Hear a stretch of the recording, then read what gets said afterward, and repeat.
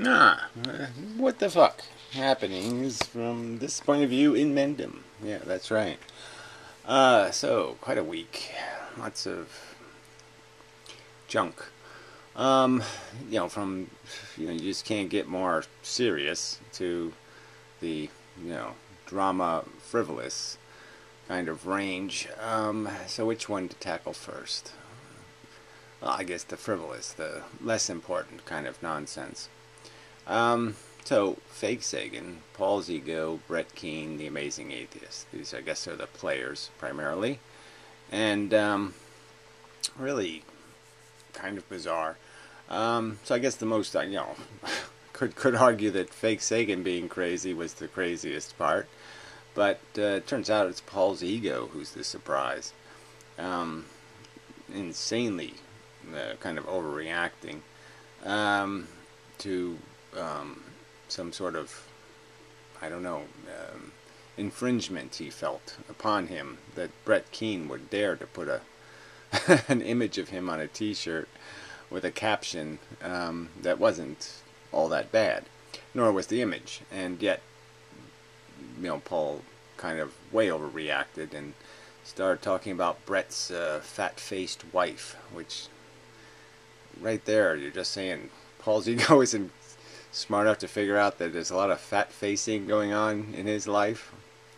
I don't know, kind of bizarre. Anyway, but yeah, it really is this huge, almost insane overreaction. It almost makes you want to put Paul's image on something, in some kind of derogatory way, just to see if you can provoke the response, because it's so bizarre. Yeah, so Paul's really feeling quite full of himself. I mean, as the cartoon character he now is, I guess he kind of feels the indestructibility of being in the radiation of the amazing atheist. He's somehow too big to fail, too fat to fail, something like that. And I suppose some of that's true. You can just get away with anything.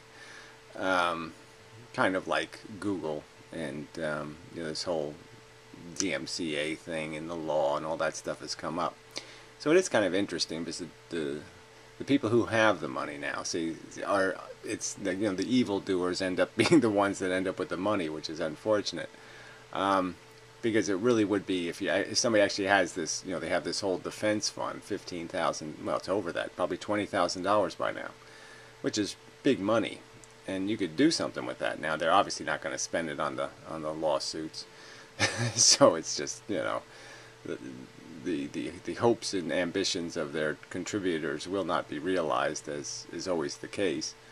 But it's sort of interesting because they actually have the money to actually maybe file a lawsuit and make it mean something, in the sense that they, for free. Once you file a lawsuit, it's kind of free to add plaintiffs, defendants, I mean. And they should add Google as a defendant, because clearly Google is the one that screwed up the function of the DMCA by creating this unfair system where corporations don't have to go to court to protect their property, but individuals do have to go to court to protect their property. And that double standard in itself, I think, gives Tommy Sotomayor some sort of legal defense, in the sense that, I guess in his case, he should make Google a co-plaintiff and he should countersue and name Google as a respondent, because Google is the one that's basically created this, that's broken the DMCA as meaning anything, because it's given privileged characters a right not to have to defend their copyright. So none of the big corporations or none of the big YouTubers are required to take you to court to defend their copyright. Google does the courtroom for them and annihilates your right to ever claim fair use. I can't claim fair use against a popular YouTuber or any production company. And that's sort of absolute bullshit. The production companies that Google protects. So this would be a good time to kind of like force a judge to actually clean up the law. So that didn't have this duplicity in it. Because, you know, Brett Keane has some arguments. Okay, so Brett Keane is basically saying, well, if you're going to play this game, then, you know, I'll DMCA you and it can wipe out your channel. And there's not much you can do about it, because Google's going to do what it does, and it's going to be hard for you to repair the damage that people can do. But then again, in court, it's going to be hard for them. You know, there's a legal argument to be made where Brett Keane may be able to defend the fact that he didn't file a lawsuit and go through the trouble, because his defense is going to be, well, none of the other corporations are doing it, none of the big YouTube producers have to do it, so why should we have to do it? Why should the little producers have to go to court when none of the big producers have to? If they don't have to do it by the law, why should we have to do it by the law? And I think that's a valid argument. So it is going to be, it would be interesting if this went to court in the right way, but like I said, I don't know if it's going to do that. I don't know if it's going to get to a judge, and I don't know if there's going to be the right parties are going to be named in the case, and so I don't know if the judge is going to actually decide anything meaningful. But could be something that percolates out of this whole thing, but it's going to take so long that by that time everybody's going to be so exhausted with all the rhetoric back and forth that there's not going to be much point. I mean, the purpose will be lost. You know, the function of, again, another effort to try to clarify things probably won't. But something's better than nothing, in the sense that at least there's a, you know, a legal case, and I don't have to fuck with it. So I'm glad at least I'm not the one that has to go through the harassment of doing it on a low budget, and you know, spend, like I said, you know, 2 years I spent in court, more than that. You know, it was just futile, because the judges are dumber than the law. I mean, as dumb as the laws are in terms of how they're written, judges are ignorant of the law. They don't feel like reading them, and they don't know what the fuck's going on. And so it's really just, I mean, there's judges who just don't understand any of this at all, and they don't want to understand it. And they make decisions based on their ignorance. You know, and it's just, you know, they make the decision to basically say, I don't want to even bother with this. That's what they make the decision to do, is run away. Preposterous cowards in the courts. But anyway, that's a whole separate subject. So, but anyway, so through this drama, though, you just found out that Paul's ego for a bully, I mean, he really has become just an internet bully, has an incredible thin skin. He's just a mockable pussy. And he's not going to last too long. If this is how he reacts when people fight back, yeah, he's not going to survive too long in this new role. Especially, you know, it seems he has just become basically a nothing more than a kind of a 16-year-old drug addict, and that's about it. Reefer madness and such. There's just no. He's become such a trivial, superficial kind of person, and yeah, which is fine. You know, I guess he's doing some sort of, I think he thinks of himself as some sort of comic. Yeah, I guess. Yeah, it's just not the incredibly funny kind. So anyway, another thing I did observe, there was some kid who made some video. Kid, you know, I don't know. It could be 20, but he, you know, he still looks like he's 15. And it was just kind of funny because, you know, he looked like a 15-year-old amazing atheist. You know, way overweight, way too nerdy. And you just say, this is TJ's audience. You know, it's just a bunch of nerdy, closet, wannabe, internet, whatever you call internet people. Internet people. You know, internet people in the negative way, in that it is their social life, which, you know, it's never really. I mean, I've never really been a fan of social lives anyway, but certainly the social life on the internet is, you know, what the fuck. And I think that's sort of demonstrated in the fact that, I've spent most of my time on the internet arguing, and and as soon as the argument turns into this personal shit, yeah, who has any patience for it? I mean, or even the conversation drifts into all this personal stuff, which is just, it always seems like just a pathetic waste of time, mental resource that I could devote to better purpose. Frankly, if I need some sort of emotional something or other, I'm better off watching a movie than talking to human beings, in most cases. It's just the way I am. So that's a different subject anyway. What people get out of the internet. But clearly there's a lot of people who are living this as their social life. And I've seen that with professional wrestling, especially poor ignorant people. They really gravitate to this as their world, and it's, it's real to them, and it's just very funny to see how pathetic human beings can be. So anyway, that's, I don't know if there's much else to say on that. I mean, there's no point in getting all the technical arguments and blah, blah, blah, because people don't listen or pay attention anyway. So the hell with it.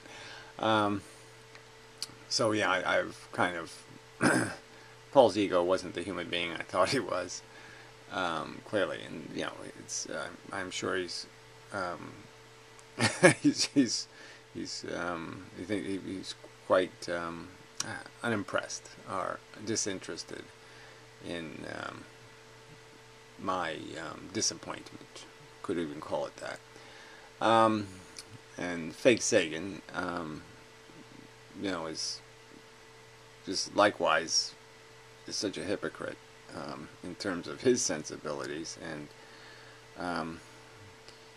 and his display openly of his bizarrely erratic psychology, and even elements of his psychology that you're just saying, wow, he actually made a video, did that? I mean, actually posted that, he actually did, and you're saying, why would you emphasize elements of your character that are just really shitty and almost embrace them by saying, I can't change this, and this won't never change, and everything else changes, but his inability to not punch things in the face can't be changed. But everything else about him can be, which is, so ironic.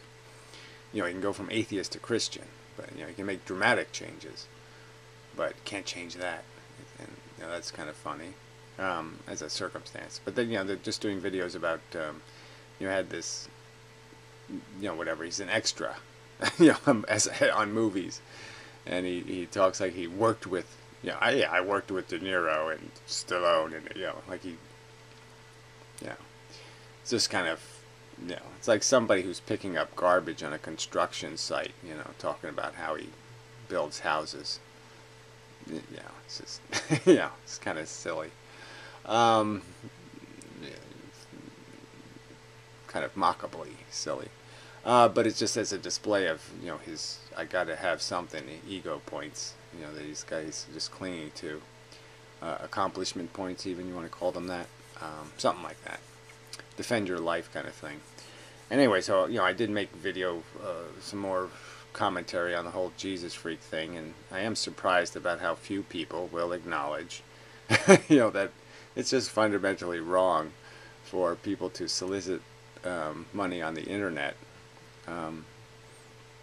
with the assumption that they need the money when they don't. I mean, that's how bad the world has gotten, is that people find this acceptable now, that you don't really have to be poor. You can just solicit money for any cause, and people will feel like they came to the rescue when all they did was let the richer person take their money from the poorer person. Because, we know the poorer people are the ones who are going to have the empathy.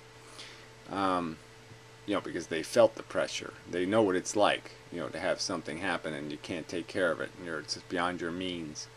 And they just assume that that's the circumstance that exists, and it doesn't anymore. You can't trust any of these people, quite clearly, quite obviously, because they don't assert poverty.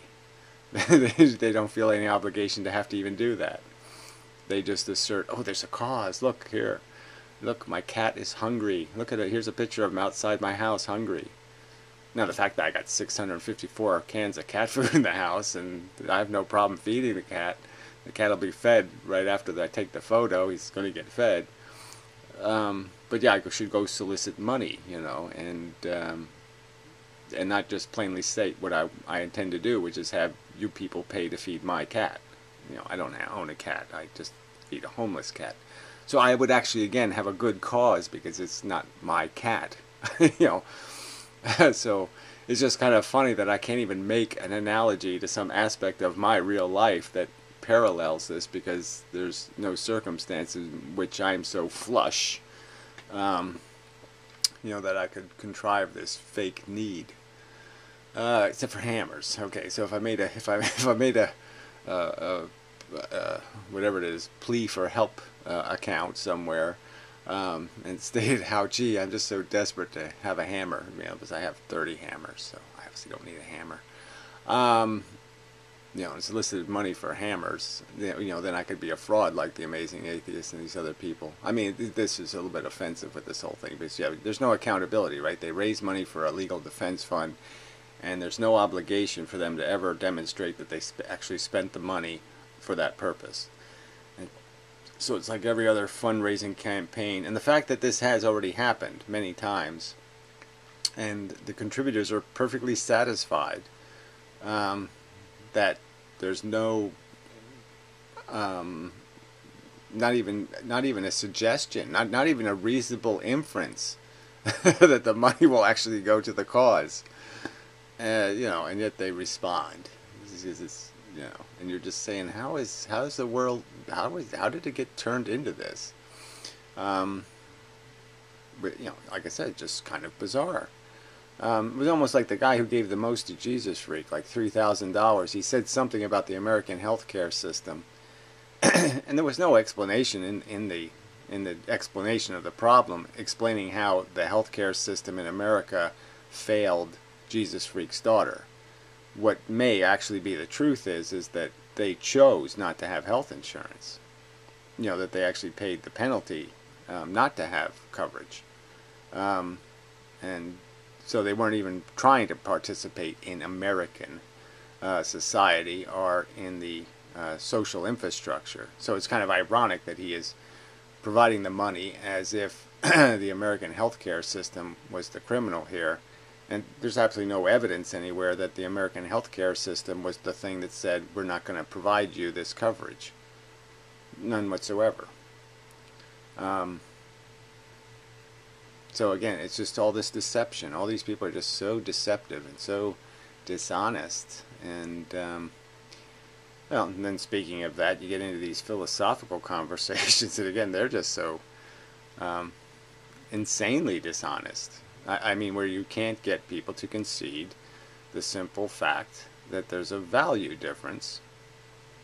You know, there's something important in the difference between, you know, eating a cupcake and having a nail inserted into your eye.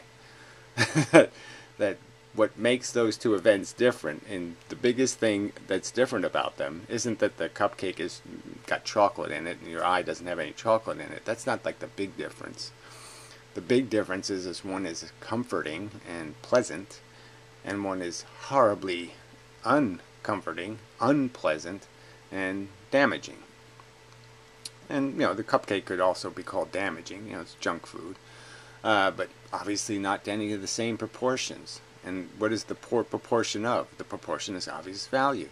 I'm just saying, just this argument alone, this isn't a complex thing at all. Every one of us experiences these sensations. We all, I think I can't imagine how a sentient organism, say, fairly or rationally, yeah, no, every day I just flip coins about this kind of stuff. I couldn't care whether I get hit by a car or, you know, I find $100 bill on the sidewalk. I couldn't, you know, either way, whatever.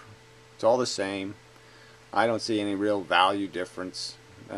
Doesn't really make a difference. It's not important. It's not significant.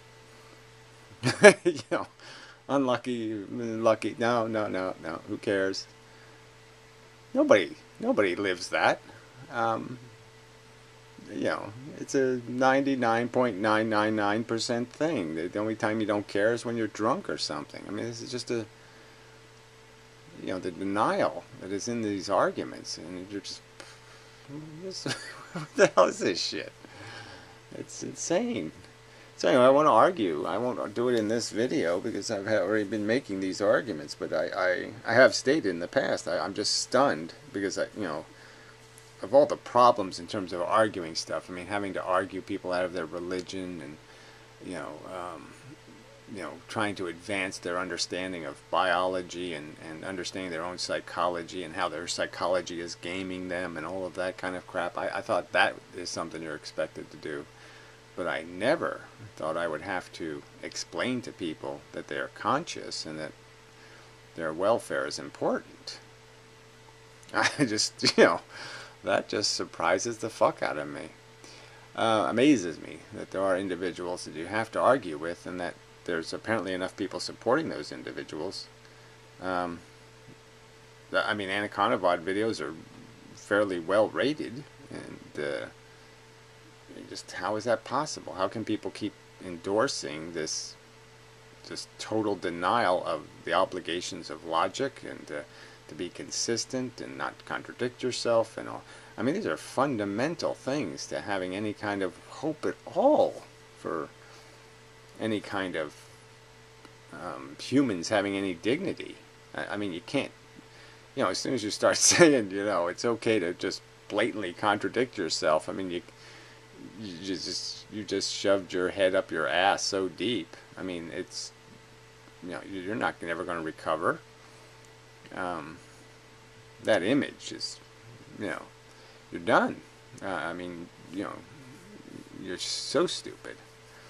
So anyway, I guess there's not much to say about that, because it's already, there's so many, like I said, I've just expended so much energy in this insane argument that what makes the planet Earth interesting is that the beings on Earth, not so much that they can do addition and even some complex mathematics, not that they can write poetry, not that they can sing songs.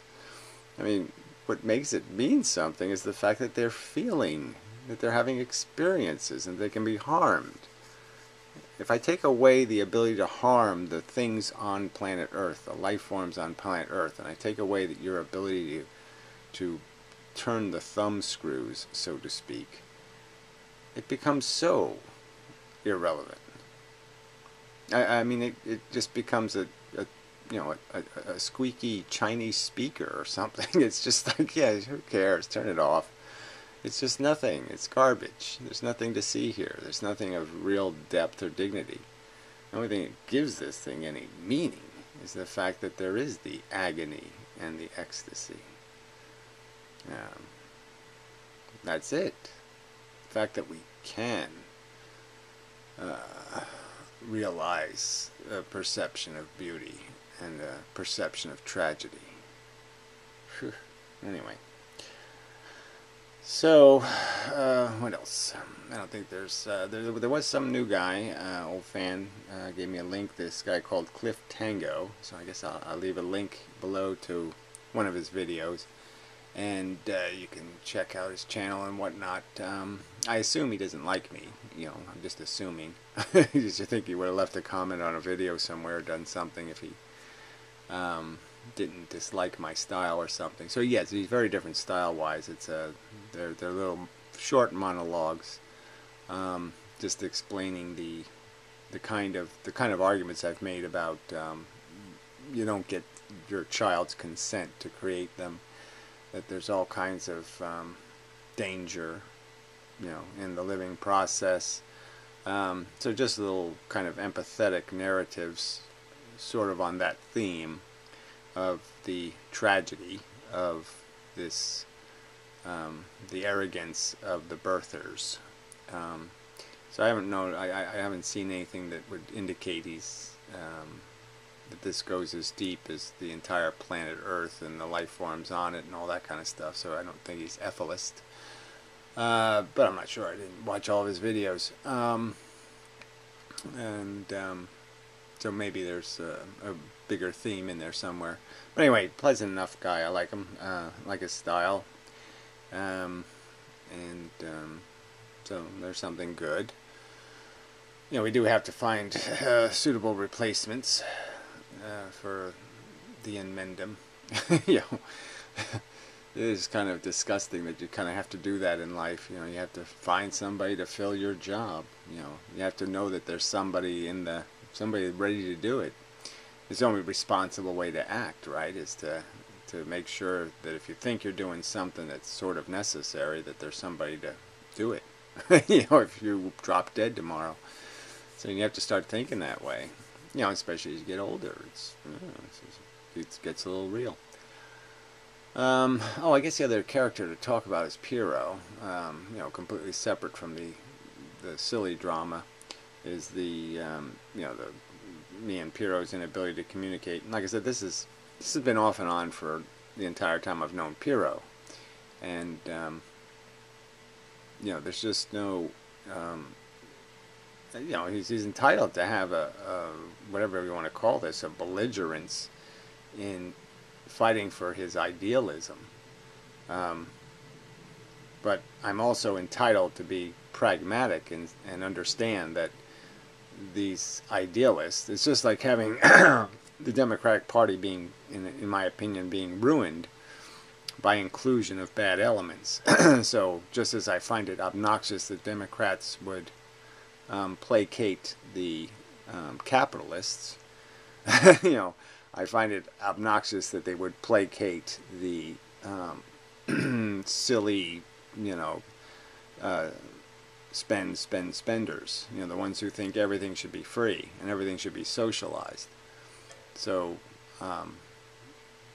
you know, and he just happens to be on one of those ends where he has all these unrealistic expectations about what America can be.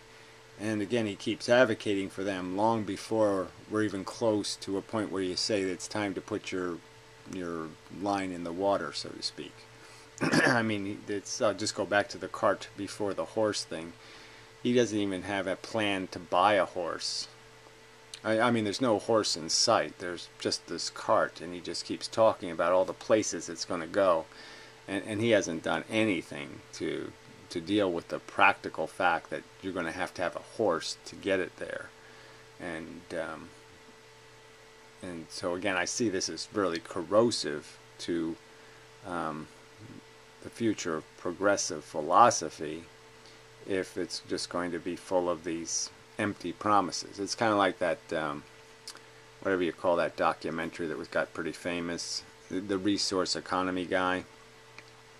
Because, yeah, they do a really great job of just showing how religion and the banking system and all this stuff has just kind of fucked us all. And then they say the big answer is commune. You know, we'll just love each other and everything will be fine. You know, we'll just all drink and eat as much as we want, and we'll only voluntarily work. And, you know, there's no chance in shit that that's ever going to work, because human beings are, if you give them the opportunity, yeah, they'll just eat at the trough and then take a nap. And, you know, you really do have to have hard incentives in place sometimes if you're going to get anything close to a person's potential squeezed out of them. You have to squeeze some of this potential out. You can't just, you're not going to get it for free. You're not going to get it voluntarily, let me put it that way. And you will with certain human personalities, because you can just guilt them. You can just say something and then they'll feel guilty and they'll go out and do some more work and blah, blah, blah, blah. And, you know, you just, you know, even imply that they're being a shirker, and, you know, they'll go out and pick some more carrots or something. And I would certainly see myself as in that category. If I lived on a commune, it'd be pretty easy to guilt me into peak performance, you know, without any real hard pressure. Because, you know, I'm a guy who doesn't want to feel like I'm cheating. I mean, I don't want to be thought of as a cheater. What might be called the trigger of mine, if I had a trigger, is that, you know, that I somehow have an ulterior motive, or that I'm using somebody or gaming them or manipulating them. I really hate those kind of accusations, because it does take some work to be, you know, to actually have to do it yourself, in the sense of having integrity when no one's looking, kind of thing. It does take some work. And so whatever strides I have made in that way, I'm not saying I'm at all near exceptional. I'm just saying that whatever I have accomplished in that area, I don't want somebody gratuitously taking it away from me, you know, with simple accusations that force me to defend myself, because you can't defend what you haven't made. You know, what's done privately has to stay private, and so you really don't have the option of dragging that forward as evidence. So you have to create new evidence, in a sense, to defend yourself. And yeah, well, anyway, that's more just psychology shit, and I'm certainly not as